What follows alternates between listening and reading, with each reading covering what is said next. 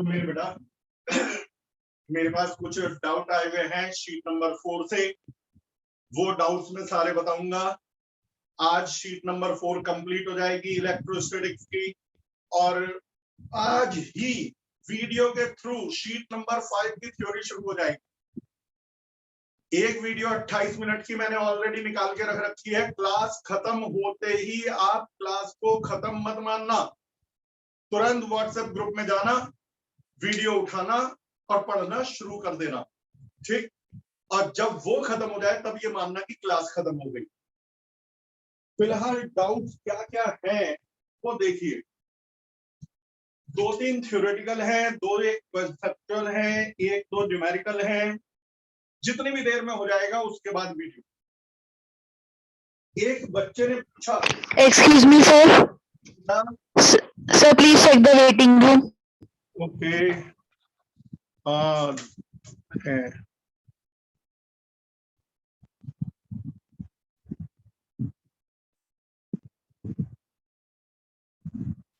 Thank you बेटा। ये तरीका बढ़िया है। यदि कोई वेटिंग ग्रुप में हो तो आपस में फोन कर लिया करो, क्योंकि मैं तो लगा देता हूँ अपना रिकॉर्डिंग पे। अच्छा ये बताओ, आवाज क्लियर आ रही है अब? Yes sir. Yes sir. मेरे हिसाब से वहां क्लासरूम में साउंड क्वालिटी में डिस्टरबेंस होता है, यहाँ घर पे नहीं होता। मेरे बेटा पहले थ्योरेटिकल वाले छोटे छोटे जो पॉइंट हैं उनको बता दें। एक बच्चे ने पूछा है, शायद निखिल ने, कि सर कपिल और टॉर्क में थोड़ा डिफरेंशिएट कर दीजिए, थोड़ा क्लियर बता दीजिए। देखो क्लास 11th में टॉर्क के ऊपर आपने बहुत न्यूमेरिकल करे थे, लैडर वाले हैं और हैंड पंप वाले, जिसमें क्या होता था, एक फिक्स पॉइंट होता था और परपेंडिकुलर डिस्टेंस वहीं से ली जाती थी। लेकिन कपिल क्या होता है, कपिल क्या है, देखो दोनों का काम चीजों को घुमाना है। मान लो ये एक रॉड है, मैं यहां कील ठोक दूं, गौर से सुनना, ज्यादा लंबी लाइव नहीं है, फिर वीडियो है। मैं यहां कील ठोक दूं, फिक्स कर दूं, और फिर यहां पर फोर्स लगाऊं, तो ये रॉड घूमेगी, क्योंकि रॉड में यहां कील ठोक दी, यहां फोर्स लगाया, ये घूमेगी। ये होता है टॉर्क। टॉर्क का फॉर्मूला था फोर्स इनटू परपेंडिकुलर डिस्टेंस। याद आ गया होगा, क्लास 11 को सबने पास करी है। परपेंडिकुलर डिस्टेंस कैसे लेते थे, तो जवाब है फिक्स पॉइंट से फोर्स पर परपेंडिकुलर डालते थे, और ये परपेंडिकुलर डिस्टेंस होती थी। जैसे इसके बारे में डिटेल नॉलेज चाहिए, क्लास 11 की वीडियो भी मान सकते हो, आपको मैंने खुला छूट दे रखी है। यदि 11 के कंसेप्ट कमजोर है मुझे बताइए, मैं आपको वीडियो भेजूंगा। लेकिन कपल क्या होता है, COUPLE, ये है टॉर्क का ही एक टाइप, मतलब it is a kind of torque, लेकिन इसमें फिक्स पॉइंट नहीं होता। मान लो बेटा मेरे पास कोई ये बॉडी है, मैं उस पर इक्वल एंड अपोजिट फोर्स लगा दूं, जितना फोर्स यहां उतना ही फोर्स यहां, तो भी तो ये घूमेगी। आप ये बताइए, पेन है, ऊपर तो मैं इधर फोर्स लगाऊं, नीचे इधर फोर्स लगाऊं, तो ये घूम जाएगी। ये है कपिल। कपिल में भी टॉर्क का ही सिंबल आता है, टॉर्क, और फॉर्मूला भी वही है, force into perpendicular distance. Force कौन सा लेते हैं, कोई सा भी ले लो, चाहे ये ले लो चाहे ये ले लो, दोनों फोर्स बराबर मैग्नीट्यूड के होने चाहिए।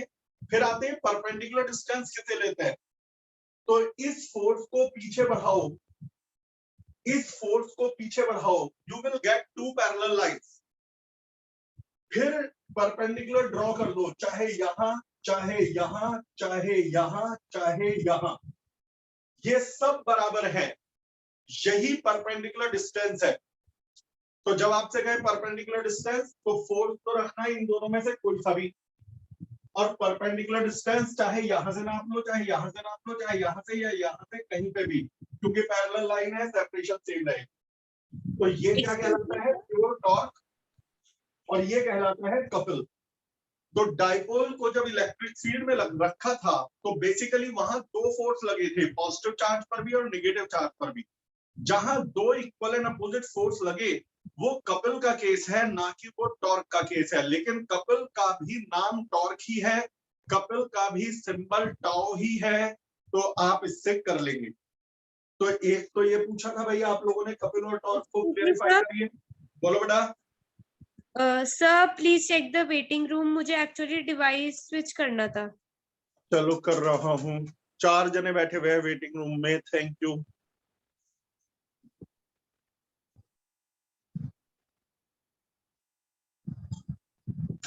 तो ठीक है बेटा, कपिल और टॉर्क में अंदर समझ में आ गया। जो बच्चे बेटा अभी लेट आए हैं वो वीडियो मांग लेना मेरे से, मैं आपको वीडियो भेज दूंगा। रिकॉर्डिंग करने का यही तो बेनिफिट है। ये आ गया। अब आता है आइडियल डाइपोल क्या होता है। मेरे बेटा आइडियल डाइपोल दरअसल एग्जिस्ट कर ही नहीं सकता। आइडियल डाइपोल वो डाइपोल है जिसमें चार्ज तो प्लस क्यू और माइनस क्यू तो होने चाहिए एज लार्ज एज पॉसिबल। जितने बड़े चार्ज ले सकते हो ले लो, और distance must be as small as possible. Negligible, जितनी छोटी से छोटी डिस्टेंस ले सकते हो ले लो, यानी कि 12 की वैल्यू कम से कम, चार्ज ज्यादा से ज्यादा, वही आइडियल डाइपोल है। अब आइडियल डाइपोल एग्जिस्ट क्यों नहीं करते? क्योंकि यदि इक्वल एंड अपोजिट चार्जेस को बहुत कम सेपरेशन पर रख दोगे तो वो अट्रैक्ट करके न्यूट्रलाइज हो जाएंगे, प्लस और माइनस खत्म हो जाएंगे और डाइपोल खत्म हो जाएगा। तो इसीलिए कोई डाइपोल आइडियल नहीं होता। आइडियल मान लेते हैं तो, लेकिन हम कोशिश करते हैं डाइपोल छोटे से छोटा बने। तभी आपको ज्यादातर न्यूमेरिकल में डाइपोल की लेंथ नैनोमीटर में थी। नैनोमीटर 10 की पावर -9 मीटर के ऑर्डर की, यानी बहुत ही स्मॉल। ठीक है बेटा। अच्छा, जो मैं वीडियो आज भेजूंगा ग्रुप में, वो 3 वीडियो की एक सीक्वेंस है।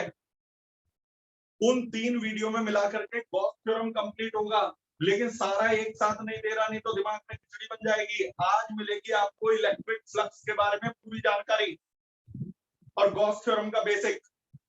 पेंडिंग मत डालना मेरे लाल, सीधे उठाना वीडियो और उसे बार बार पढ़ना। लिखा हुआ है गॉस थ्योरम पार्ट ए, कल दूंगा पार्ट बी और परसों दूंगा पार्ट सी।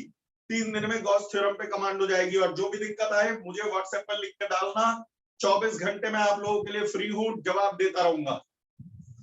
तो ये आइडियल डाइपोल के बारे में एक बच्चे ने पूछा था, वो मैंने बता दिया। फिर आया डाइपोल एक्सपीरियंसेस ऑफ फोर्स, वो sorry dipole experiences a torque but no force. Sir इसे एक्सप्लेन कर दीजिए। चाहता तो मैं इसे व्हाट्सएप पर भी बच्चे को एक्सप्लेन कर देता, लेकिन मैं इसे एक्सप्लेन जान के लाइव में कर रहा हूं जिससे बाकी बच्चे भी समझ लें। जब कभी मुझे ऐसा डाउट दिखता है कि ये एक ही बच्चे को फायदा देगा तो मैं व्हाट्सएप पे बता देता हूँ, और जब मुझे लगता है कि ये सारे बच्चों को बेनिफिशियल है मैं व्हाट्सएप ग्रुप पे बताता हूँ, मतलब लाइव में बताता हूँ। ऐसा है बेटा, यदि ये यूनिफॉर्म इलेक्ट्रिक फील्ड है, यूनिफॉर्म इलेक्ट्रिक फील्ड का मतलब जितना फील्ड यहाँ उतना ही फील्ड यहाँ, उतना ही फील्ड यहाँ, हर जगह सेम इलेक्ट्रिक फील्ड है। आपने इसमें डाइपोल रख दिया, plus Q minus Q. Plus Q is pulled in the direction of field with the force QE. Minus Q is pulled against the field with the force QE.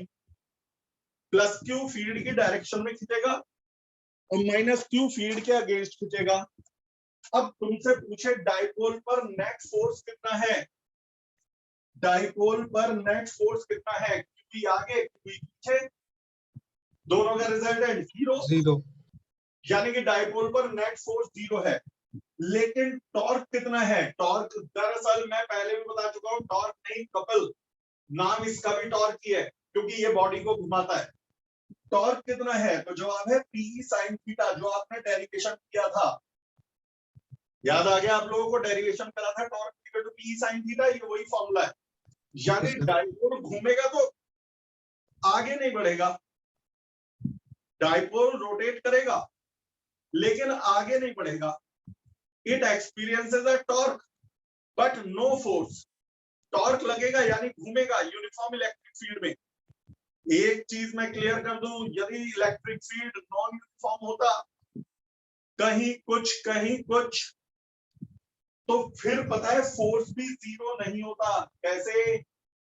मान लो बेटा यहाँ electric field अलग है, यहाँ electric field अलग है, यहाँ field है E1, यहाँ फील्ड है E2, नॉन यूनिफॉर्म फील्ड। तो फिर फोर्स ये हो जाता है QE1 और ये हो जाता है QE2। अब जब E1 और E2 अलग है तो QE1 और QE2 अलग है, और जब ये दोनों अलग है तो इनका रिजल्टेंट जीरो नहीं आएगा, और जब रिजल्टेंट जीरो नहीं आएगा तो इस पर फोर्स भी लगेगा, टॉर्क भी लगेगा। यानी नॉन यूनिफॉर्म फील्ड में फोर्स भी लगता है और टॉर्क भी लगता है। यानी फोर्स लगता है तो बॉडी आगे भी बढ़ती है, और टॉर्क लगता है तो घूमते भी है। तो फिर क्या होता है, यूनिफॉर्म फील्ड में फोर्स नहीं लगता तो आगे नहीं बढ़ती, सिर्फ घूमती है। और नॉन यूनिफॉर्म फील्ड में फोर्स भी लगता है, टॉर्क भी लगता है, यानी आगे भी बढ़ती है और घूमती भी है। तो कैसे? जैसे इस पेन को देखो, घूमते हुए आगे बढ़ रहा है, दिखाई दे रहा होगा, घूम भी रहा है और आगे भी बढ़ रहा है। फोर्स ने इसे आगे बढ़ाया और टॉर्क ने इसे घुमाया। तो नॉन यूनिफॉर्म फील्ड में घूमते हुए चीजें आगे बढ़ती हैं, यूनिफॉर्म फील्ड में घूमती हैं लेकिन आगे नहीं बढ़ती। एक बच्चे ने पूछा, एक और है डाउट, वो भी अच्छा है, कि सर यूनिफॉर्म इलेक्ट्रिक फील्ड में डाइपोल का कंप्लीट बिहेवियर बताइए। यूनिफॉर्म इलेक्ट्रिक फील्ड में डाइपोल का कंप्लीट बिहेवियर बताइए। तो मेरे बेटा चलो शुरू करते हैं। देख बेटा बड़े गौर से सुनना, इसमें क्लास 11 का भी एक कंसेप्ट लगेगा, सिंपल हार्मोनिक मोशन का। वो मैं हल्का सा याद दिला रहा हूँ, सेकंड लास्ट चैप्टर था क्लास 11। सिंपल हार्मोनिक मोशन दो तरह के होते हैं, लीनियर सिंपल हार्मोनिक मोशन और angular simple harmonic motion. Linear simple harmonic motion में F का फॉर्मूला एक्सेलरेशन होता था minus omega square y। F equal to जहां क्या है mE, याद आ गया होगा। देख अब इससे ज्यादा तो नहीं बता सकता, फिर तो क्लास 11 का चैप्टर शुरू हो जाएगा। F equal to mE। एक होता था एंगुलर SHM। एंगुलर SHM में फोर्स इक्वल टू mA की जगह लगता था torque equal to I alpha. याद करो क्लास 11 चैप्टर रोटेशन, फोर्स की जगह टॉर्क, मास की जगह मोमेंट ऑफ इनर्शिया, एक्सेलरेशन की जगह angular acceleration, F equal to mA की जगह torque equal to I alpha, और alpha equal to minus omega square theta. A की जगह अल्फा, Y की जगह थीटा।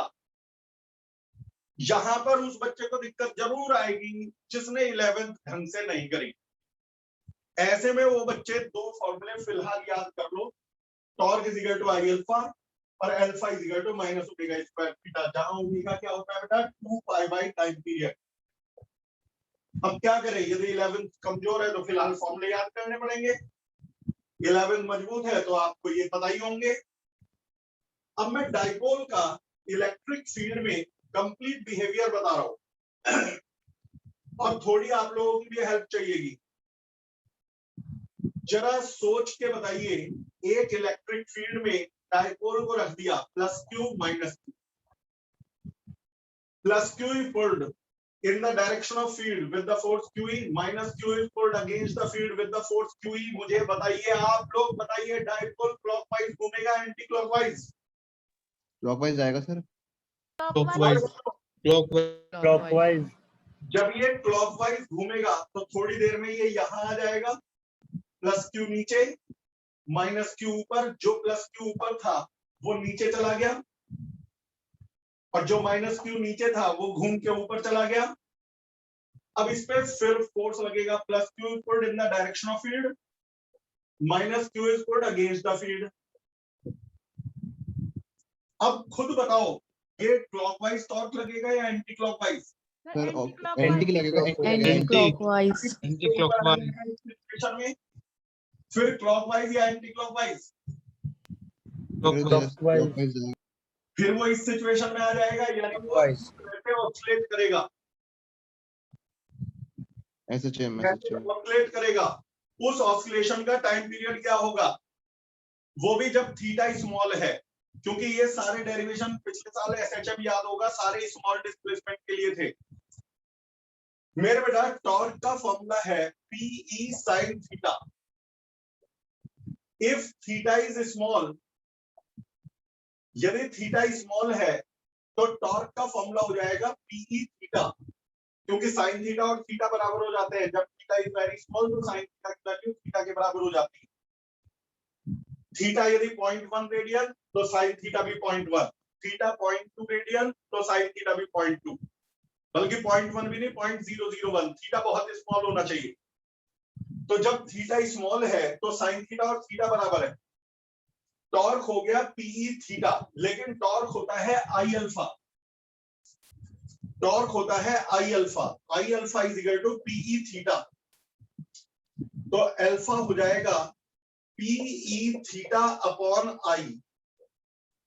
अच्छा, ये हमेशा मीन पोजीशन की तरफ आने की कोशिश कर रहा है। तो 11th में बताया था जो भी टॉर्क मीन पोजीशन की तरफ लाता है वो नेगेटिव, ये मीन पोजीशन की तरफ ला रहा है ना, ये भी मीन पोजीशन की तरफ ला रहा है, तो ये मीन पोजीशन की तरफ जो भी लाते हैं वो toward mean position means negative. Class 11 chapter simple harmonic motion. ये है मेरा अल्फा का फॉर्मूला, अल्फा का फॉर्मूला। तो ये SHM है, लेकिन अल्फा होता है माइनस ओमेगा स्क्वायर थीटा। ये दोबारा देखना वीडियो, अल्फा खुद होता है माइनस ओमेगा स्क्वायर थीटा। तो थीटा से थीटा कट गया, आंखों के सामने से हट गया, माइनस से माइनस उड़ गया, तो ओमेगा हो जाएगा under root PE upon I, जहां I है मोमेंट ऑफ इनर्शिया, P है डाइपोल मोमेंट और E है इलेक्ट्रिक फील्ड। लेकिन ओमेगा खुद होता है 2 pi by time period, omega खुद होता है 2 पाई बाय टाइम पीरियड। इसे सॉल्व करके टाइम पीरियड का फॉर्मूला आ जाता है 2 pi under root I upon PE। यही टाइम पीरियड का फॉर्मूला है, ये फॉर्मूला टाइम पीरियड का फॉर्मूला है। एक बार जरा फटाफट देख, टॉर्क PE sin थीटा, यदि थीटा स्मॉल है तो sin थीटा की जगह थीटा, टॉर्क को रख दिया I अल्फा, तो अल्फा हो जाएगा minus PE theta upon I, alpha को रख दिया minus omega square theta, minus cut गया, थीटा कट गया, ओमेगा स्क्वायर आ गया, जिससे ओमेगा निकाल दिया, ओमेगा को 2 पाई बाय t रख के टाइम पीरियड निकाल दिया। तो जो थ्योरेटिकल आप लोगों ने पूछे थे वो तो हो गए कंप्लीट। इसके बाद आपने एक सॉल्व में और एक तो कंसेप्चुअल में पूछे हुए हैं। शीट नंबर 4 से अगली शीट बेटा sheet number 5, that is one of the most important sheet. उसके अंदर गॉस थ्योरम आएगा, जिसमें से बोर्ड एग्जाम में थ्योरी या न्यूमेरिकल आना 100% श्योर है। मुझे नहीं लगता कोई भी कारण है कि उसमें से नहीं आएगा। तो मेरे बेटा अब देखते हैं डाउट्स आपके। और बेटा कंसेप्चुअल में 2 क्वेश्चन आए हैं मेरे पास, 6 और 8। 6 में पूछा है डाइपोल के किस लाइन पर electric field at what point dipole field intensity is parallel to the line joining the charges। ये डाइपोल है +q -q,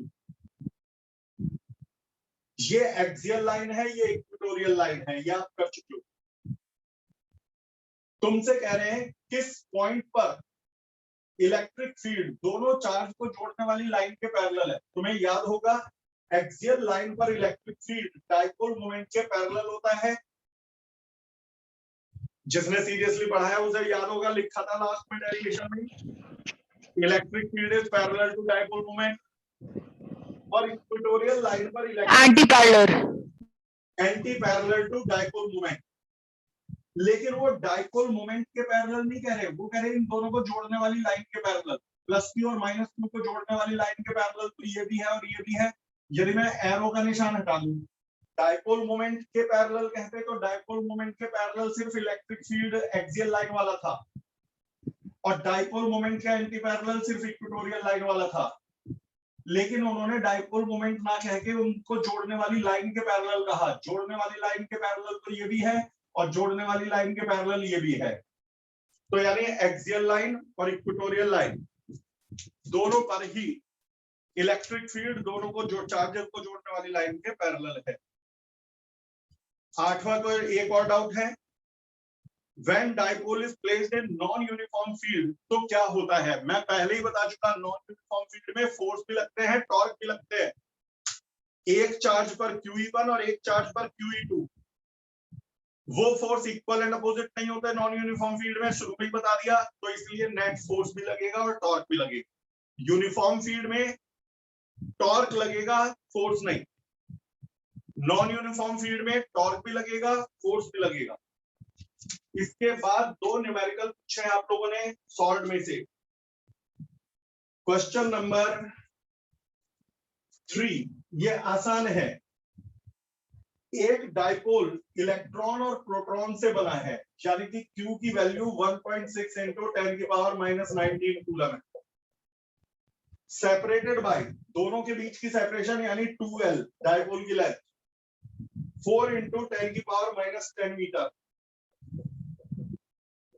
सेपरेटेड बाय, इन्हें रखा गया है इलेक्ट्रिक फील्ड में 3 इंटू 10 की पावर 5 न्यूटन पर कूलम में, 30 डिग्री के एंगल पर थीटा। अभी मैंने कुछ नहीं किया, जो जो वो बोलते गए मैं लिखता गया। उन्होंने कहा इलेक्ट्रॉन प्रोटॉन, तो मैंने चार्ज लिख दिया।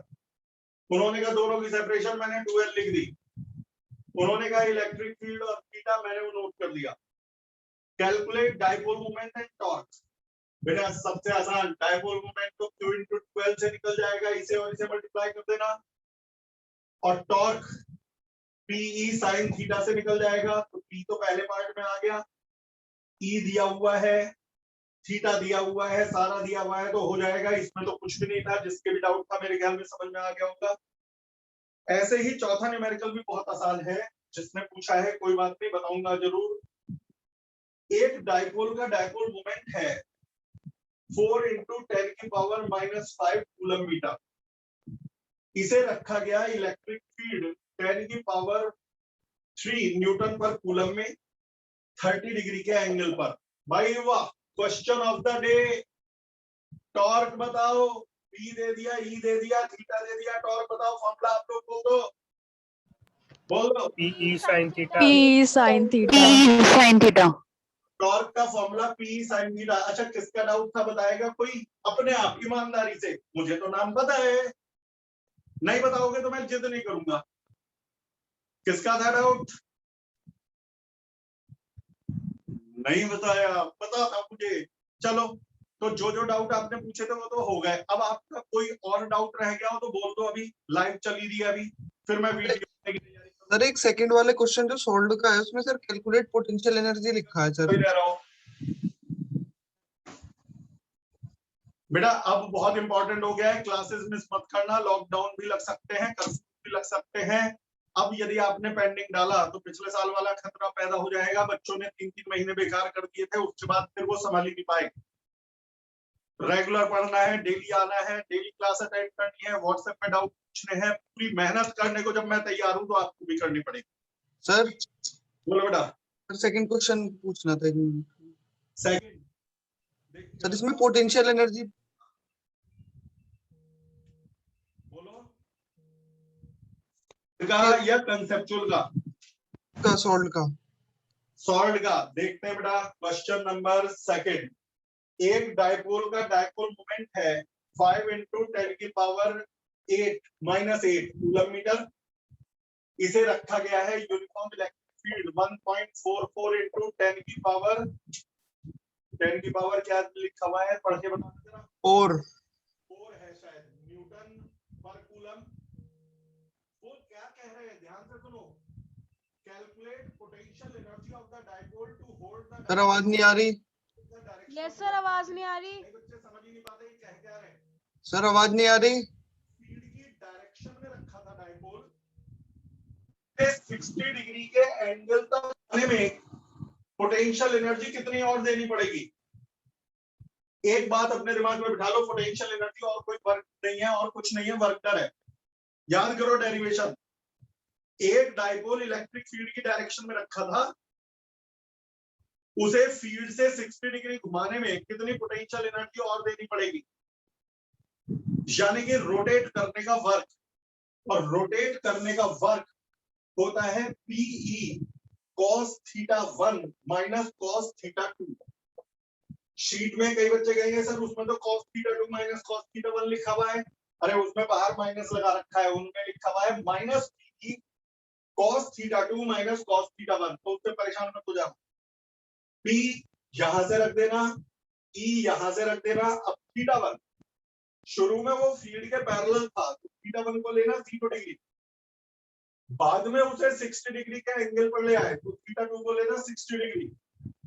तो P मिल गया, E मिल गया, θ1 और θ2 हमें मिल गए। वर्क डन निकाल लेना, यही वर्क डन है जो हमें एक्स्ट्रा पोटेंशियल एनर्जी देनी पड़ेगी। क्यों बेटा, जिसका डाउट था समझ में आ गया? Yes sir. सर यही कंफ्यूजन हो रहा था, माइनस पी cos थीटा तो नहीं लगेगा, पोटेंशियल एनर्जी पूछ रहे हैं। नहीं नहीं, वो मैं कई बार ये लोग ना कंफ्यूज करने के लिए लैंग्वेज कंफ्यूज कर देते हैं। यदि सिर्फ वो कहते हैं कि 60 डिग्री पे पोटेंशियल एनर्जी बताओ, तब तो माइनस पी cos थीटा लगता। Yes, sir. उन्होंने कहा फ्रॉम मैं पढ़ के बताता हूँ क्या पूछा। हाँ, calculate potential energy of the dipole to hold the dipole at 60 degree with the direction of electric field. यहां से यहां तक ले जाने का वर्क कुछ डाला इन्होंने। चेंज इन वर्क डन निकाल लेंगे सर। हाँ, change in potential energy. Yes sir. Okay, thank you sir. Doubt बेटा? सर कंसेप्चुअल का थर्ड बता दो। बिल्कुल, डर के क्यों पूछ रही हो बेटिया, खुल के पूछो। कंसेप्चुअल का थर्ड, इन विच ओरिएंटेशन, ये तो कल ही बताया था, स्टेबल और unstable equilibrium. Theta is equal to 0 पे stable, theta is equal to 180 पे स्टेबल। जब मैंने कहा था हल्का सा खिसका हुआ वापस आ गया तो सर कल की क्लास मिस हो गई थी। कल वाला। बाकी बच्चे बोलो। Yes. Yes, sir. Yes, sir. बताया था, यदि डायपोल को हल्का सा घुमाओ वापस आ जाए तो कैसा होता है, स्टेबल या अनस्टेबल? Stable. Stable. भाई जवाब देते रहो। सर आपकी आवाज बहुत कम आ रही है। सर आपकी वॉल्यूम बहुत कम आ रही है। सर बहुत कम आ रही है वॉइस।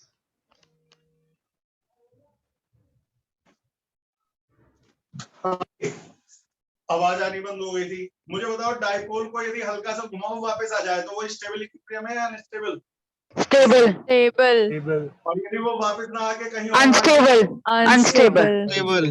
याद हो तो स्टेबल का था थीटा इज इक्वल टू 0 पर, 0.